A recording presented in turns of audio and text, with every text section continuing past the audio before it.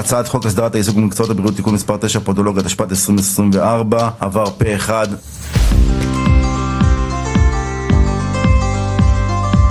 C'est une journée très émouvante, ça fait des années que Qualita se bat pour la reconnaissance des diplômes des podologues.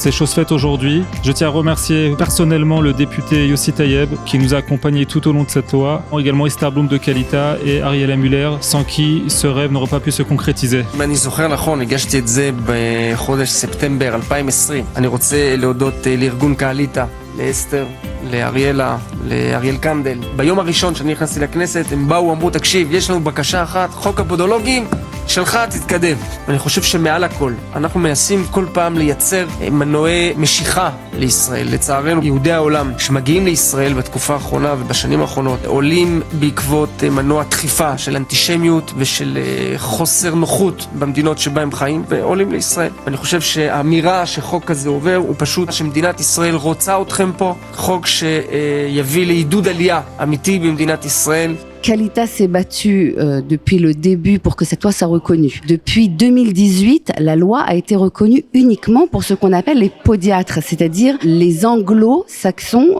qui représentent la profession. Parce qu'en France, au terme des études, on reçoit un diplôme d'État et non pas un diplôme universitaire. Alors qu'à travers tous les pays anglo-saxons, on reçoit une licence qui permet justement d'avoir cette reconnaissance académique. Les Français ne sont pas rentrés dans la loi et de ce fait ne pouvaient plus intégrer des postes dans les coupotrolim et dans les hôpitaux. Et on a continué à se battre. Ça a été très très difficile parce que Israël met un point d'honneur à ce que toutes les professions réglementées soient des professions universitaires. On a eu en fin de compte gain de cause de permettre cette représentation de la fonction de podologue en Israël dans le système de santé israélien.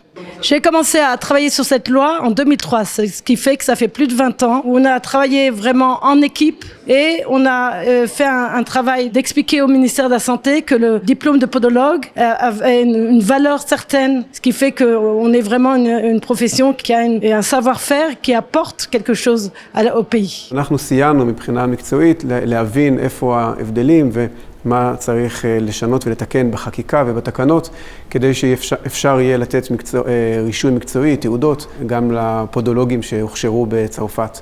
Moi, je fais partie de la première promotion en France qui a fait les études académiques, même si on a toujours un diplôme d'État et pas une licence. Et donc, j'ai comparé les deux syllabus anglophones et français pour leur prouver qu'on avait fait des études équivalentes. C'est important de préciser que cette profession n'existe pas en Israël en tant que telle, c'est-à-dire qu'elle n'est pas enseignée en Israël. Donc en fait, toutes les professionnels de cette profession sont des Olim Hadashim. Le système de santé israélien se sent enrichi du jour au lendemain de professionnels de santé, grâce à qui on va pouvoir traiter des problèmes graves comme le diabète et on va pouvoir améliorer la santé en Israël pour l'ensemble des citoyens israéliens. Aujourd'hui, je suis la seule podologue au sein même de Tsahal. La reconnaissance de ce diplôme me permettrait, avec mon commandant, de créer un pôle de podologie, créer le métier de pédicure podologue au sein même de l'armée et d'aider les soldats qui en ont besoin. Les pieds sont soumis à beaucoup de pression, les soldats ont une mauvaise hygiène de vie, transpiration, etc.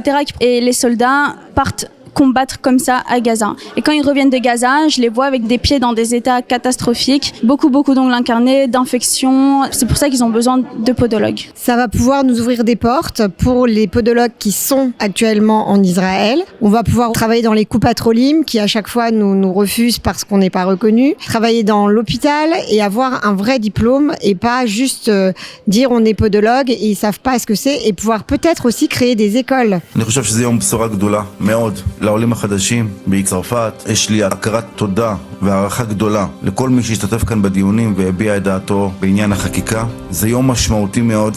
אני חושב ששנים רבות מנסים לקדם את החקיקה הזו מתוך ראייה ציונית אמיתית. אני אומנם יושב ראש הוועדה, אבל אתם האלה שעשיתם את כל העבודה ואתם אלה שהבאתם אותנו לתוך הדבר הזה. תודה לאריאלה ואסתר וכמובן כל חברים הנוספים שהגיעו מהעולם של הפודולוגיה. הייתם פה בשבילנו כדי לעזור לנו, כדי לכוון ולדייק את החוק. מדובר פה בשינוי מאוד מאוד עקרוני וחשוב בכך שאנחנו מאפשרים מבחינת בריאות הציבור רק לאנשים בעלי מקצוע שבאמת עברו הכשרה מתאימה לעסוק בדברים האלה ולא משאירים את השוק הזה פרוץ לכל אחד ואחד שיכול לפגוע בבריאות הציבור.